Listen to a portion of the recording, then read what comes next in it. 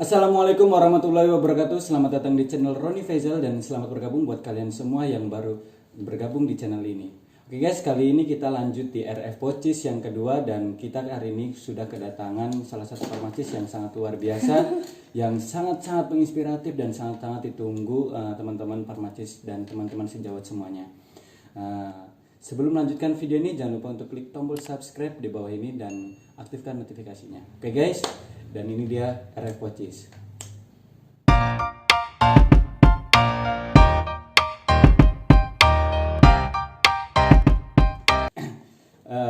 Oke guys, jadi ini kita sudah kedatangan atau sudah bersama dengan kita salah satu apoteker yang sangat luar biasa, yang sangat-sangat istimewa, maksudnya sangat-sangat luar biasa bagi teman-teman semuanya dan sangat-sangat menginspirasi teman-teman baik mahasiswa dan juga apoteker. Halo, ya. Halo, ya bro. Gini ya, sebenarnya makasih nih, lu udah mau, lu apa gue nih atau kita nyantai aja lah ya. Aku kamu di sini. Nah, Kan Jawa Tengah. Siap, aku kamu ya. Jadi gini ya,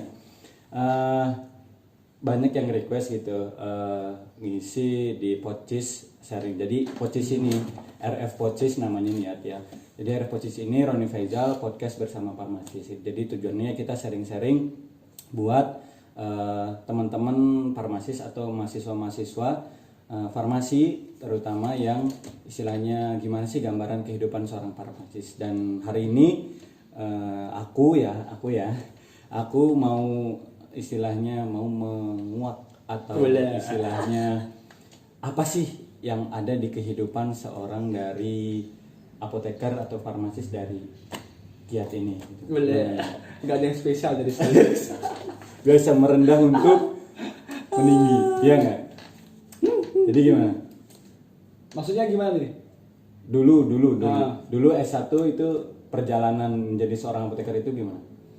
Aku dulu S1 kan di Muhammadiyah Surakarta, UMS Solo, ya. di UMS, sama profesinya juga di sana juga. Di UMS berarti ada profesinya juga? Ada, kebetulan 5 tahun full di UMS, nggak pindah-pindah kan. Biasanya kan ada yang dari S1 di mana, apotekernya di mana, kayak gitu kan. Ya sebenarnya sih dulu sih nggak pengen jadi apoteker sebenarnya. Karena di keluarga besar kan nggak ada. Kesehatan tuh nggak ada sama sekali. Dokter nggak ada, perawat nggak ada, bidan nggak ada, dan semuanya nggak ada. Jadi gak kepikiran masuk ke sana. Tapi karena ya takdir membawa kita kepada farmasi enggak. Jadi ya mau nggak mau dicemplungin aja. Sempat pengen pindah setahun pertama, tapi akhirnya malah keterusan, ya udah jalanin sampai sekarang. Nah, oke. Jadi kan awalnya itu tidak mau ya jadi seorang apoteker itu nggak mau sampai berada di posisi sekarang itu awalnya nggak mau ya. Nah itu apa sih itu yang sampai bisa bertahan atau bahkan jadi sekarang jadi seorang apoteker itu apa yang membuat bertahan? Pasti emang rata-rata nih guys, info aja buat kalian semua, rata-rata hampir mungkin 90% mahasiswa farmasi khususnya itu hampir jarang yang memang khusus dia langsung minat jadi seorang apoteker. Itu bisa dibilang kayak gitu nggak sih? Ya nggak sih, rata-rata hampir teman-teman aku pribadi dulu, teman-teman di Universitas Muhammadiyah Purwokerto juga hampir rata-rata nggak ada yang langsung minat jadi seorang farmasi gitu, menjadi seorang apoteker. Nah jadi karena apa nih? Sebenarnya dulu kan pertama itu karena masuk farmasi itu arahan orang tua pasti kan. Ya biasanya kan kalau di farmasi kan gitu, kalau nggak satu gagal kedokteran, masuk farmasi, terus kedua nerusin SMK-nya, ya kan SMK dulu farmasi, ya udah jelas satu dulu farmasi. SMA atau SMK? SMA. Okay. Terus habis itu ya kalau enggak arahan orang tua, udah masuk farmasi aja biar bisa bikin apotek. Ya kan cita-citanya kayak gitu. Akhirnya karena aku basicnya emang suka kimia gitu kan, biologi nggak suka, berarti kan kedokteran hilang. Terus habis itu fisika, matematika juga nggak terlalu suka, berarti kan teknik hilang juga. Dan akhirnya kan sisa kan cuma kimia. Nah waktu itu kepikiran ngambil kimia murni atau ngambil farmasi ya.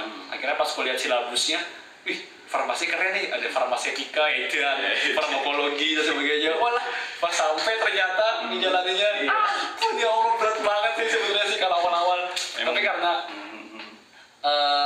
setahun dijalanin, sempat mau pindah kan SBMPTN lagi. Nah habis itu ya udah pas SBM ternyata pas mau izin sama kampus nggak bisa karena udah masuk di UMS itu ya. karena gini, satu kelas praktikum itu kan masih waktu itu kelas praktikum. Jadi satu kelas praktikum maksimal izin tuh 5 orang. 5 orang. Oh. Nah waktu itu aku orang ke-6 yang izin, nggak boleh jadinya. Berarti udah masuk kuliah dulu nih. Udah masuk kuliah setahun kemudian. Setahun kemudian. Oh, selama perjalanan setahun karena ngerasa laporan praktikum Susah, susahnya luar biasa, hampir menyerah itu ya. Hampir mau coba ikut SBM. SBM lagi. Akhirnya karena nggak diizinin, mungkin itu juga nggak diizin karena nggak diizin sama takdir. Iya, sama takdir. Jadi ya akhirnya memutuskan untuk 5 tahun gitu ya. Nah, jadi ya udah jalanin aja, siapa tahu ada hoki di sini gitu loh. Dan alhamdulillah sih banyak hal-hal yang mungkin kalau di univ lain aku masuk nggak aku dapat di sana. Nah, kita disyukuri aja. Iya, syukuri lah. Betul. Nah, terus ini nih. Ya, kita kan baru kenal ya. Istilahnya baru kenal mungkin beberapa bulan ini gitu. Karena kan kita mungkin sekarang profesinya hampir sama lah, kita kerja di bidang yang sama saat ini. Dan kemudian ada satu hal yang menarik buat saya, yaitu kalau di IG kan ya, lihat nama IG itu Giat Sableng gitu kan. Iya nggak sih? Follow ya, di follow. Giat Sableng nih guys, kalau kalian nggak percaya Giat Sableng. Nah, kenapa namanya Giat Sableng? Apakah orangnya memang sableng atau gimana gitu? Nama lengkap lu sebenarnya siapa sih? Giat Ramadan. Karena berbulan Ramadan, kenalkan namaku. Oke guys, jadi buat kalian semua yang kali ini sedang berpuasa, selamat menjalankan ibadah puasa di bulan Ramadan ya, walaupun dengan keadaan yang berbeda, jadi tetap semangat ya guys. Betul. Nah itu gimana nih, balik lagi. Sebenarnya itu akun user IG ku dari pertama kali aku buat sih namanya memang itu. Oh, biar selain nama-nama alay gitu ya. Nama-nama alay. Itu kan aku buat itu sekitar IG itu SMA berarti. Iya. SMA kan kalau awalnya kan bikinnya Twitter. Iya. Kan Twitter itu kan SMP. Iya. SMP dulu ya dijulukinya Sableng kan ki bocah. Wah, Ternyata emang bener sableng nih. Habis itu ya udah namanya karena belakangku X depannya ya sambungin aja. Nah, sampai sekarang keterusan.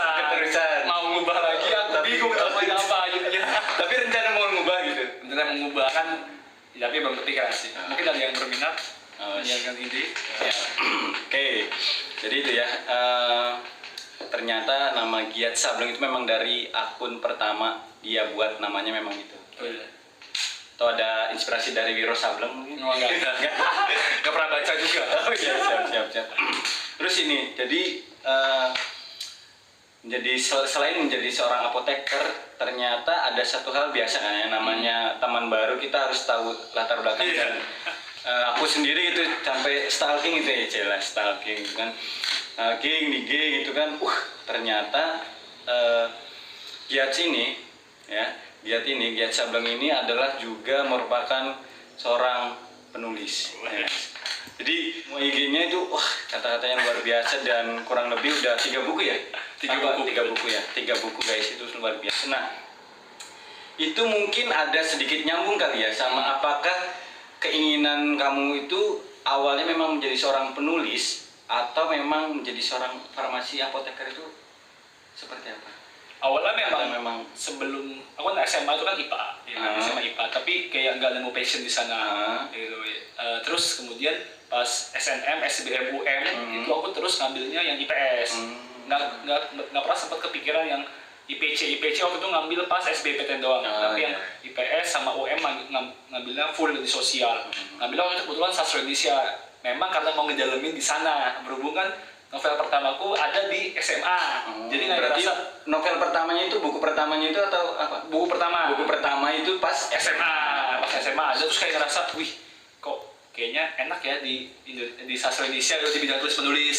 Tapi nggak tahu kenapa nggak pernah sampai ke sana kayak gitu. Terus sempat aku kepikiran pas waktu ayahku bilang, kalau kamu masuk sastra Indonesia tapi jadi penulis ya mungkin biasa. Memang karena bidangnya di sana. Ya karena memang fokusnya di situ. Di sana. Tapi kalau mungkin masuk bidang lain, ambillah misalnya farmasi, dan kamu bisa menulis, mungkin jadi luar biasa. Nah, semenjak di situ kayak boleh juga. Ya udah akhirnya aku ambil. Jadi emang dari awal sih minatnya sastra, tapi karena kecemplungnya di farmasi ya udah lanjut terus. Oke, berarti sejauh ini udah ada 3 buku yang sudah diterbitkan. Oke guys, bisa disebutkan mungkin bukunya bagi yang belum tahu atau pengen benar-benar baca gitu. Kalau novel pertama judulnya Klise. Wah, itu novel remaja banget. Jadi kayak masih ya remaja-remaja yang terus SMA gimana? Oh iya, gitu. Oh iya. Pengalaman pribadi atau bisa dibaca sendiri ya guys. Di judul buku yang pertama itu ada Klise. Kemudian yang kedua itu ada Bunga di Atas Batu. Bunga lebih di Atas Batu. Lebih romantis tapi lebih agak berat dikit lah ibaratnya. Bahasanya udah lebih itu setelah SMA atau pas awal-awal kuliah semester 1. Semester 2 semester 1. Oke. Terus yang ketiga nih yang spesial itu Cerita Bumi tahun 2683. Jadi itu fiksi fabel cerita hewan. Jadi agak naik lagi. Cerita Bumi tahun 2683. Gitu guys, luar biasa. Jadi sebenarnya dia tuh jadi apoteker atau jadi penulis atau mau jadi apa sebenarnya? Ya kita yang ada uangnya kita ambil semua. Ya, bener kan?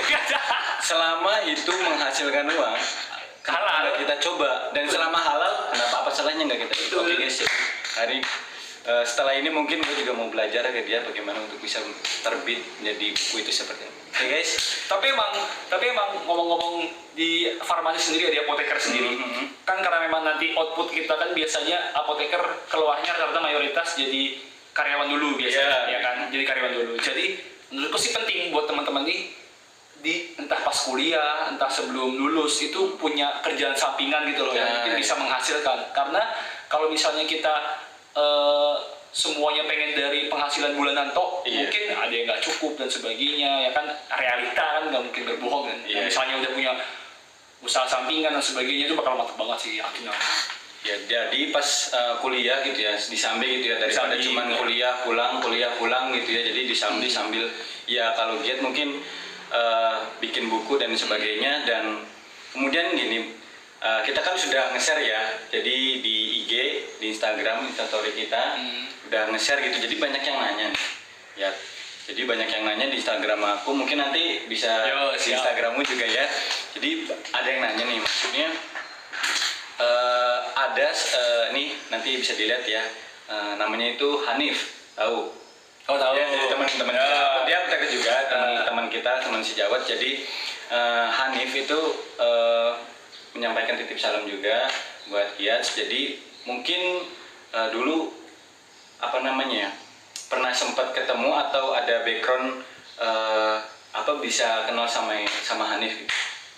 Dulu sih sempat, kita wadahnya sama ya, di S1 kan ada organisasi S1 nasional namanya kan Isma Farsi. Nah kebetulan ketemu di sana. Nah itu juga sih yang mungkin jadi salah satu trigger positif buat aku sendiri. Jadi kayak ketemu banyak orang, ketemu banyak pemikiran. Jadi akhirnya di farmasi yang awalnya dikira cuma konsep serius banget gitu, ternyata bisa lebih luas dari itu, kayak gitu. Jadi dari Isma Farsi aku kenal banyak orang, termasuk si Hani, teman-teman yang lain dan sebagainya. Wah itu pengalaman berkesan juga sih. Ya maksudnya jadi gini, yang aku pengen sorot itu, jadi ketika kuliah namanya farmasi ya, nggak menutup kemungkinan bahwa memang kuliah di farmasi itu ya kita sangat benar-benar disibukkan, hampir menyita waktu banget buat yang namanya laporan, ya nggak sih, praktikum dan lain sebagainya. Nah kok bisa gitu kita aktif di organisasi? Maksudnya ya mungkin apa sih menurut Giat gitu loh, menurut kamu sendiri bahwa organisasi itu sebenarnya penting itu, dan gimana sih caranya dengan waktu kita kuliah farmasi itu padat, tapi kita juga bisa meluangkan waktu untuk organisasi ya, dirimu bisa sampai ketemu orang banyak dan juga bisa sambil itu bisa buat buku juga dan sebagainya. Itu seperti apa sih? Itu banyak yang nanya sih di IG gitu. Makanya sebenarnya kan tiap orang kan punya preferensi masing-masing. Kadang misalnya gini, aku sukanya memang organisasi gitu. Nah, misalnya dirimu sukanya bikin vlog nih, ya kan ada passionnya sendiri. Nah menurutku sih sebenarnya sih, mau itu organisasi, mau itu non organisasi, entah misalnya non organisasi bentuknya dalam hal usaha ataupun kerja ataupun sebagainya, asalkan itu memang passion kita, menurutku nggak masalah selama kuliah. Nah karena berhubung organisasi di S1 tuh sedap banget buatku gitu kan, buatku pribadi. Jadi ya ketika dijalanin ngaturnya lebih gampang. Makanya yang agak susah kebanyakan orang nggak bisa ngatur ketika akademiknya mau jalan, organisasinya mau jalan, karena ada satu diantaranya yang itu kayak nggak sesuai sama kita gitu loh, kayak udahlah aku malas jadinya setengah-setengah ya, kalau setengah-setengah apapun kan nggak ada yang maksimal kan. Ya, makanya dirimu sampai jadi seorang gubernur. Gubernur BEM. Oh iya, dia namanya berarti ketua BEM. Gubernur Oh kalau iya, itu sama. tetap kan gubernur Sama. maksudnya. Nah, itu kayak jadi Sama tadi kuliah. luar biasa. Soalnya dulu juga pernah sih, aku mampir ke WMS itu dulu kayak studi banding organisasi juga dulu, tapi organisasi MMC dulu. Kan kita sama backgroundnya sama-sama Universitas Muhammadiyah kan, jadi kita sama IMM dulu sempat studi banding lah gitu ke WMS. Jadi ya aku sedikit paham, ngerti tentang tempat Fakultas Farmasi di Universitas Muhammadiyah Surakarta seperti itu. Oke guys, jadi terus juga ada lagi di IG yang nanya, nah ini nih yang benar-benar saat ini ya satu sisi kita juga sedih ya terkait COVID-19 ini ya yang masih happening sampai sekarang, dan banyak faktor yang terkena dampaknya gitu, dan terutama saat ini yang terkena dampaknya adalah mahasiswa yang saat ini sedang menjalani profesi apoteker gitu loh. Yang terutama harusnya kan ini periode sekarang Januari, Februari, Maret, April sampai Mei itu adalah periodenya lagi PKPA ya kan. Benar. Dan Maret itu COVID datang ke Indonesia ya, sekitar Maret itu datang ke Indonesia, dan akhirnya semua aktivitas PKPA mungkin dan di semua universitas itu dihentikan gitu ya. Nah itu kelanjutannya itu seperti apa, dan PKPA sendiri nih ya, kita bahas PKPA itu sendiri menurut dirimu nih sebagai mungkin masih punya koneksi dengan adik-adik kelas, karena dari gubernur kan pasti itu ke bawah kan masih ada silaturahminya kan, masih ada tersambung gimana kebijakan-kebijakan terkait PKPA yang sempat terhenti gitu, itu kelanjutannya gimana? Dan nanti mungkin dampak ke depannya itu kan terkait sama UKAI gitu loh. UKAI-nya itu sendiri apakah nanti diundur atau dibarengin sama periode selanjutnya, atau seperti apa? Kalau mundur, apakah nanti dia bakal berbarengan dan angkatan-angkatan selanjutnya bakal mundur-mundur juga, atau seperti apa gitu?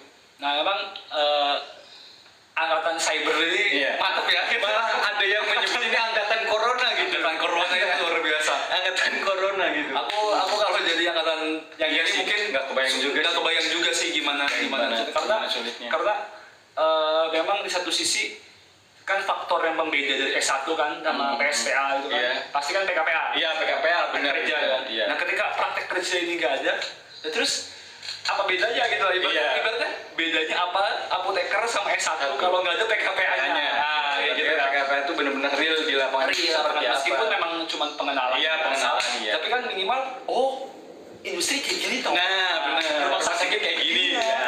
Apotek begini, puskesmas begini, PBF begini ya. Ada gambaran. Iya, karena teori kan sama praktek itu kadang beda banget.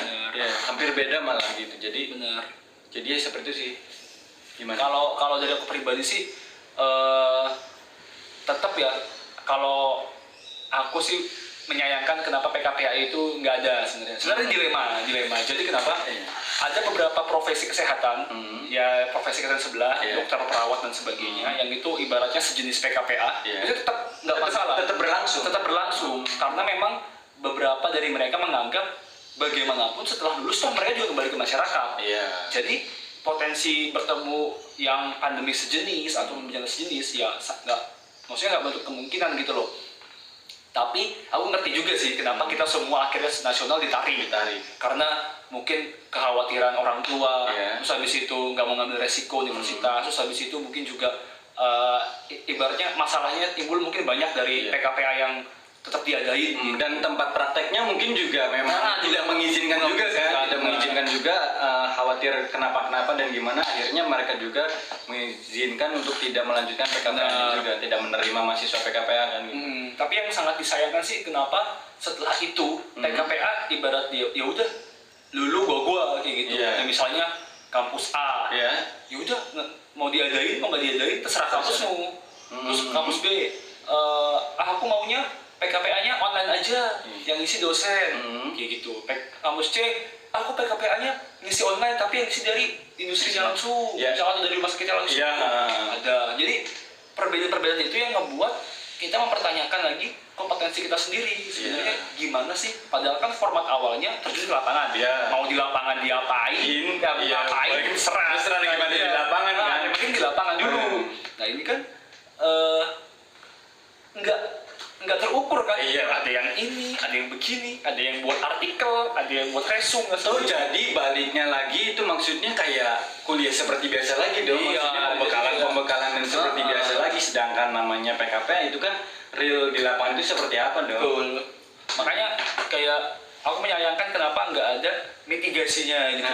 Ibaratnya kenapa nggak ada pencegahan, udah tahu corona, maksudnya udah tahu kan corona bulan Maret ya, sama Maret udah mulai, nah itu mitigasinya harus sudah, nanti PKPA kemudian batal nih, kurikulumnya begini nih, contohnya gini. Harusnya sih ada sampai seperti itu, tapi karena mungkin kaget juga kan orang-orangnya. Dan kita juga mungkin nggak, entah itu kita juga belum siap atau gimana, dan itu ya akhirnya ya seperti ini gitu. Kita juga tidak bisa menyalahkan keadaan gitu. Memang kan ya mau gimana lagi ya nggak sih, balik laginya ya kita tinggal ngikut kebijakan yang ada. Dan sekarang UKAI ditunda atau ditunda itu kapan? Diundur sampai tahun nanti 2021 atau tetap masih 2020?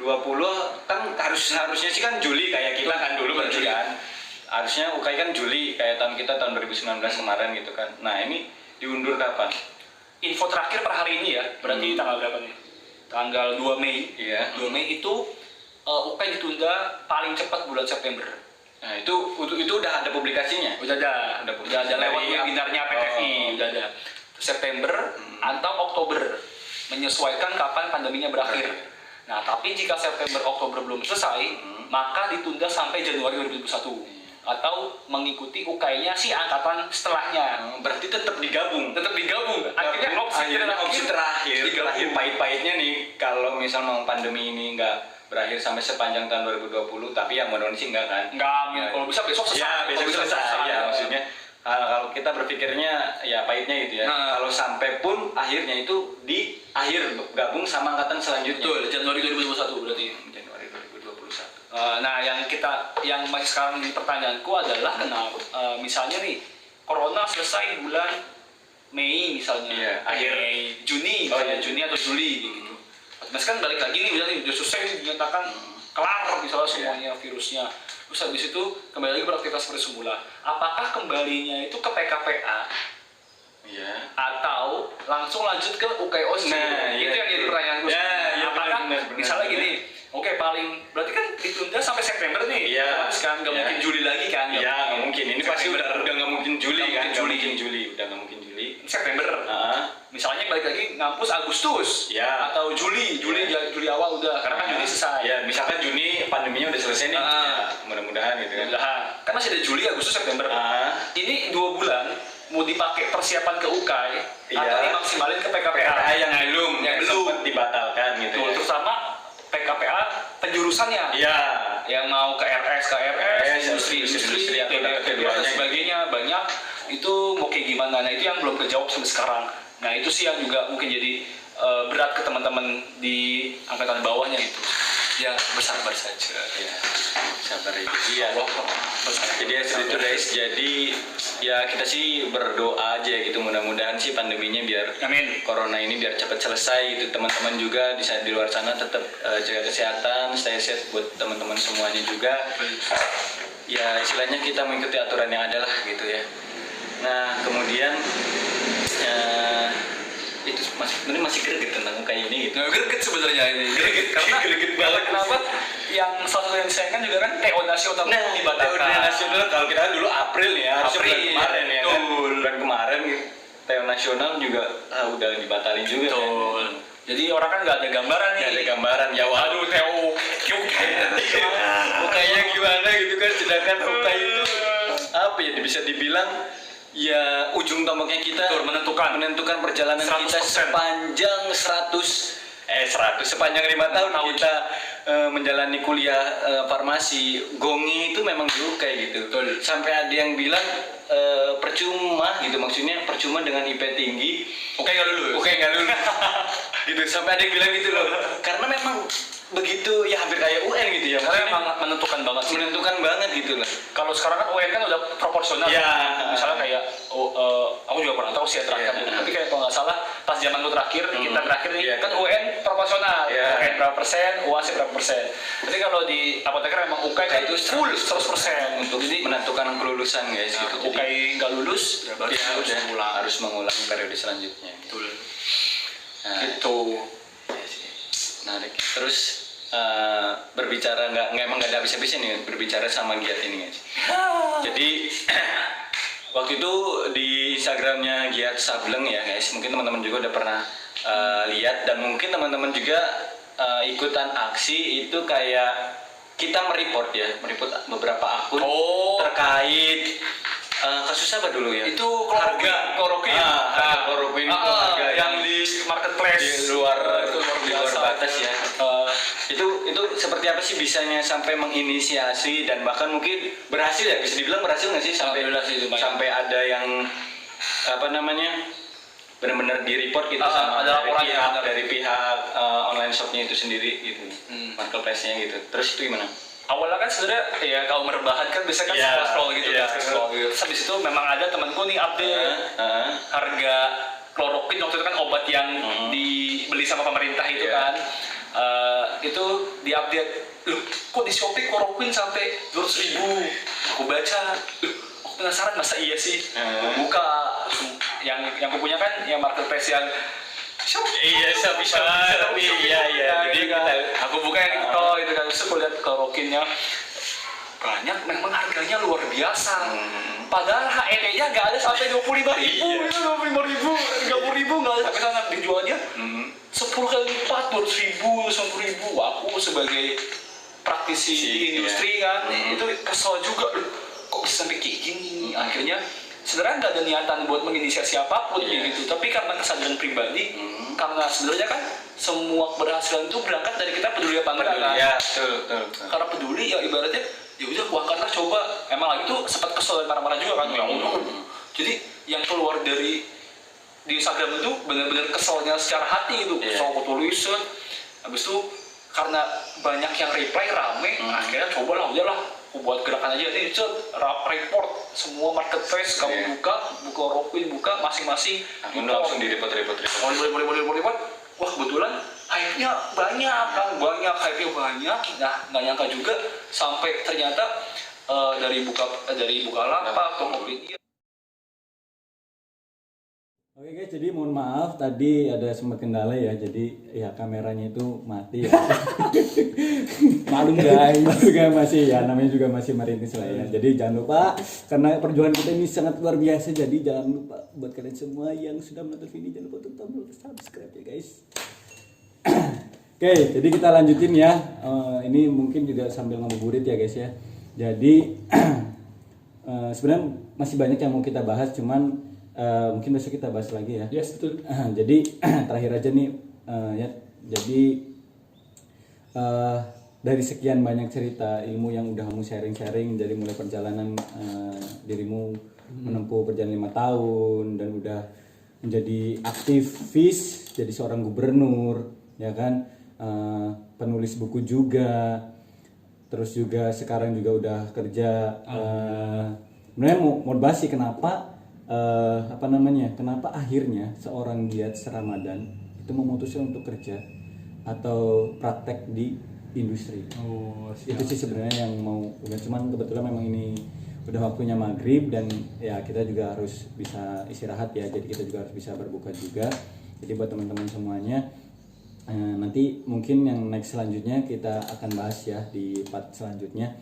Jadi yang untuk hari ini itu apa Penting sih? lah ya ibaratnya ya. Jadi ini openingnya dulu buat sharing aja gitu, motivasinya buat teman-teman semua yang mungkin saat ini mau kuliah farmasi, teman-teman anak-anak SMA, SMK gitu, teman-teman yang mau kuliah farmasi itu seperti apa sih, dan terus juga dan teman-teman yang saat ini mungkin di rumah aja yang lagi menunggu kabar PKPA dan UKAI tadi itu seperti apa pesannya biar kita tetap semangat untuk menjadi seorang apoteker. Jangan sampai karena kejadian ini semangat kita menjadi mengabdi kepada masyarakat untuk menjadi seorang apoteker itu juga luntur ya guys.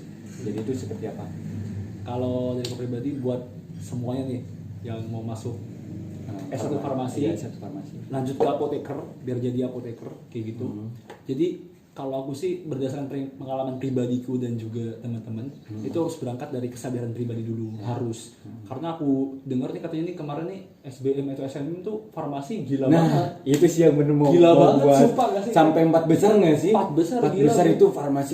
Ada bahkan di beberapa univ kedokteran umum tuh kalah sama sama farmasi. Ini Itu sebenarnya apa yang dicari Iya. dari prodi ini? Iya, padahal ya, Iya. ya begitulah. Begitulah. Nah maksudku jangan ngelihat itu dari manis-manisnya aja. Nih, yang paling penting itu jangan lihat misalnya kayak memang sih buat menumbuhi motivasi kita kadang kan harus ngeliat yang manisnya dulu. Iya, Misalnya kayak jadi apoteker bisa buka apotek 50 nah, cabang di mana-mana. Nah, itu. Satu provinsi itu cabang. Iya. Wah, Amin. mantap. Mau amin ya? Amin ya, amin nggak? Bisa jadi bos di industri farmasi. Nah. Wah, bisa jadi manajer. Wah, gila pokoknya impiannya tinggi gitu. Tapi harus dibarengi sama realita yang ada. Jadi makanya penting bagi kita buat yang mau kuliah farmasi nih, terutama buat teman-teman yang dari SMA atau SMK itu berangkat dari kesadaran pribadi dulu. Apa bener nanti kalau aku jalan di farmasi, aku bakal passion di sini. Karena kuliahnya yo nggak murah. Nah, kuliah tuh Kuliahnya nggak mahal. murah. Mahal. Kuliahnya nggak murah. Jadi terutama buat teman-teman sebenarnya sama sih mau yang di PTN atau mau yang di PTS. Iya. Sebenarnya relatif harganya sama ya. Ibaratnya tapi ya relatif mahal gitu ibaratnya. Relatif mahal. Jadi sayang kalau misalnya duitnya itu hanya untuk ya membiayai hidup yang nggak passion gitu. Makanya dari awal harus benar-benar berangkat dari kesadaran kayak gitu sih menurutku sih. Penting banget nih sih di sana karena biayanya nggak murah. Terus habis itu juga kuliahnya berat ibaratnya kan. Berat loh. Berat guys. Temanku yang kedokteran itu pernah bilang salah satu menurutku yang bisa dibandingkan kalau masalah berat-beratan beban kuliah itu farmasi jauh lebih berat ketimbang kedokteran umum. Anak-anak kedokteran pun ngomong gitu. Udah gitu karena spektrumnya kita luas. Iya, kita kalau luas kedokteran umum dia itu fokus di diagnosis. Fokusnya manusia jelas. Kita farmasi Manusia. Iya. Oke. Iya. Manusia otomatis obat ya. Obat. Hewan. Ya. Hewan ada obat hewan. Terus percobaan mencit, Nah. tikus dan sebagainya. Ada tumbuh-tumbuhan. Nah, iya. Ada juga. Iya, benar. Ekstrak ada Ada juga. juga. Mesin. Apalagi ada juga. Banyak itu kita banyak banget ya. Distribusi. Nah, ada juga. apalagi. Jadi ilmunya tuh luar biasa luas. Kompleks Jadi banget. kita memang agak kesulitan buat menspesialisasikan diri kita pribadi mau di mana. Iya. Banyak banget. Yang mungkin pesan tuh dan juga buat yang sekarang lagi di rumah aja ya. tetap belajar sih menurutku karena oke, kalian mungkin hari ini boleh santai-santai masih September, masih November, masih Januari, tapi ingat pokoknya bayangkan dua hal. Kalau kamu nggak lulus itu kayak gimana? Itu sih. Terus bayangkan juga indahnya memakai jas apoteker itu kayak gimana? Sumpahan, disumpah. Iya. Itu bayangkan dua itu. Jadi harus seimbang, manis-manisnya sama pahit-pahitnya itu seimbang kita harus buat bisa motivasi kita. Iya. Nah, itu sih mungkin dari aku sih. Jadi yang penting apapun itu menjalani dengan plus dan minusnya. Enggak jangan plusnya doang, ada minusnya doang kayak gitu sih. Karena setiap orang pasti ada kelebihan dan Kekurangan. Iya. Guys, jadi sama kita juga di sini meskipun setelah jadi apoteker pun di sini kita juga ya masih belajar ya. Masih belajar karena terus kan belajar. salah satu prinsip di Long life Lenstar, learner. long life learner. Iya. Gitu guys. Jadi jangan berhenti belajar, dan buat kalian semua yang saat ini sedang menjalankan ibadah puasa, yang sedang di rumah aja, sekali lagi tetap jaga kesehatan, tetap belajar, maksimalin waktu.